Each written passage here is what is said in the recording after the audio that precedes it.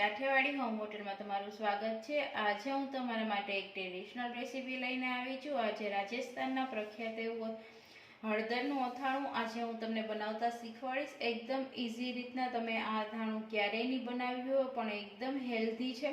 તો ચાલો આપણે બનાવવાનું સ્ટાર્ટ કરીએ। તો મેં 250 ગ્રામ હળદર લઈ લીધી છે। તમે જોઈ શકો છો મેં ધોઈ અને ફ્રેશ એકદમ સરસ સૂકવી અને લઈ લીધી છે। તો આપણે એક હળદર લઈ લઈશું।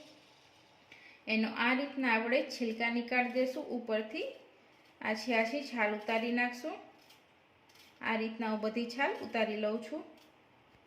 તો મેં બધી હળદરની છાલ ઉતારી નાખી છે। તો હવે આપણે એને આગળની પ્રોસેસ કરીશું। તો મેં એક ખમણી લઈ લીધી છે। આ રીતની મોટી જારવાળી જે પણ વસ્તુ હોય તેનાથી કરી શકો છો તમે, અથવા હાથથી પણ ચિપ્સ કરી શકો છો, પણ મેં ખમણીથી જલ્દી થઈ જશે। તો આ રીતના આપણે એને ખમણીશું।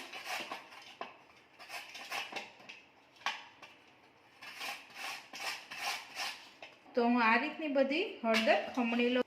આ રીતના મેં બધી ખમણી લીધી છે અને જે નાની વધી હતી તેના મેં આ રીતના ચાકીથી મદદથી પીસીસ કરી લીધા છે। આ રીતના સળી કરી લીધી છે અને મેં એક પેન લઈ લીધું છે, તેમાં ગરમ કરવા તેલ પણ મૂકી દીધું છે। મેં એક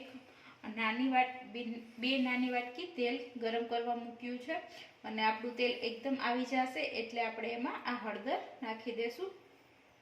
આપણું તેલ આવી ગયું છે, ધુવાડા પણ નીકળી રહ્યા છે, તમને નહીં દેખાતા હોય। તેમાં આપણે બધી હળદર આ સમયે આપણે એડ કરી દઈએ।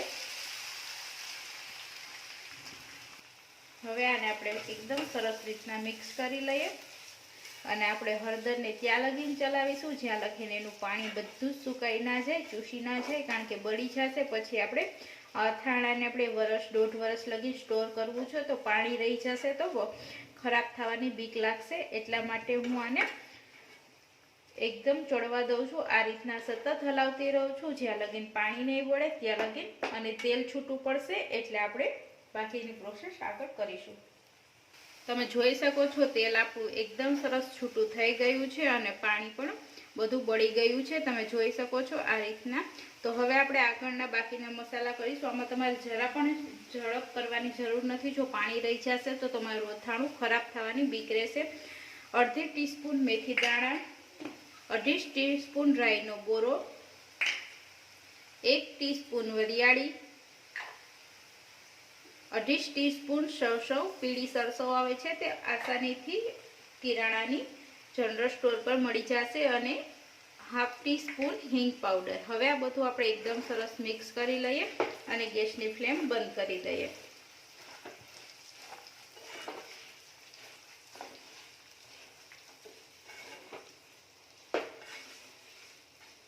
હવે આ સમયે આપણે આમાં થોડુંક નમક નાખી દઈએ।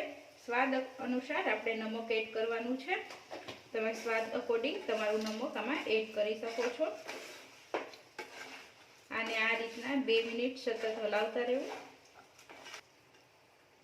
હવે તમે જોઈ શકો છો આપણે આને હવે આ રીતના આપણું અથાણું બની અને તૈયાર છે। હવે આને આપણે એકદમ ઠંડુ થવા દેશું, પછી આપણે એમાં મરચું એડ કરીશું। અત્યારે મરચું એડ કરી દેશું તો કાળાશ પડી જશે, કારણ કે ગરમ છે એટલે ચટણીનું પાવડર બની જશે।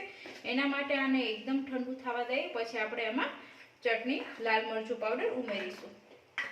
તો એકદમ ઠરી ગયું છે, તમે જોઈ શકો છો સેજ અમથું ગરમ છે, બાકી વધારે ગરમ છે નહીં। વધારે ગરમ હોય ત્યારે નાખવું નહીં।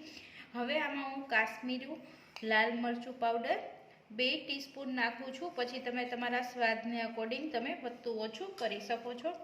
તો આમાં અત્યારે આને આપણે એકદમ સરસ મિક્સ કરી લઈએ। તમે જોઈ શકો છો અત્યારે થોડું પણ આમાં તેલ દેખાતું નથી, કારણ કે બધું ચૂસી ગયું છે। તો આને આપણે જ્યારે બરણીમાં ભરીએ ત્યારે પછી આમાં આપણે 2 દિવસ પછી આપણે આની ઉપર તેલ નાખવાનું। તેલને ગરમ કરી ઠંડુ કરી અને પછી નાખવાનું। ડાયરેક્ટ ગરમે ગરમ તેલ આમાં એડ કરવાનું થતું નથી, અને આને તમે મહિના અથવા 2 મહિના લગી વરસ અથવા 2 વર્ષ લગી સ્ટોર કરી શકો છો। આમાં કશું જ થતું નથી, અને અત્યારે તમે આને ખાઈ શકો તે રીતના તૈયાર છે। આને આપણે રાખવાની પણ જરૂર નથી હોતી, ઇન્સ્ટન્ટ આ અથાણું બની જાય છે। તો હવે આપણું આ અથાણું બની અને તૈયાર છે। હવે આપણે સર્વિંગ પ્લેટમાં સર્વ કરીશું। હવે આપણે સર્વ કરીશું। તમે જોઈ શકો છો એકદમ સરસ ઇન્સ્ટન્ટ આપણું આ અથાણું બની અને તૈયાર છે। તમે આને વર્ષ 2 વર્ષ લગી રાખશો કશું જ નહીં થાય, એમાં બગડશે પણ નહીં. પણ હા, જરા પણ પાણી ના રહેવું જોઈએ. જો પાણી રહી ગયું હશે તો બગડવાના ચાન્સીસ વધારે રહેશે. એટલા માટે તો આપણું અથાણું બની અને તૈયાર છે. એ રાજસ્થાનનું ફેમસ એવું અથાણું છે. તો આપણે હળદર, લીલી હળદરનું અથાણું બની અને તૈયાર છે. જો તમને મારી રેસીપી ગમી હોય તો લાઈક કરો, શેર કરો અને સબસ્ક્રાઈબ કરવાનું ના ભૂલશો. બાજુમાં રહેલ બેલ આઇકન પર ક્લિક કરી દેજો, જેથી મારી રેસીપીની જાણકારી તમને ઇઝીથી મળી શકે. ફરી મળીશું ન્યૂ રેસીપી સાથે. Thank you for watching.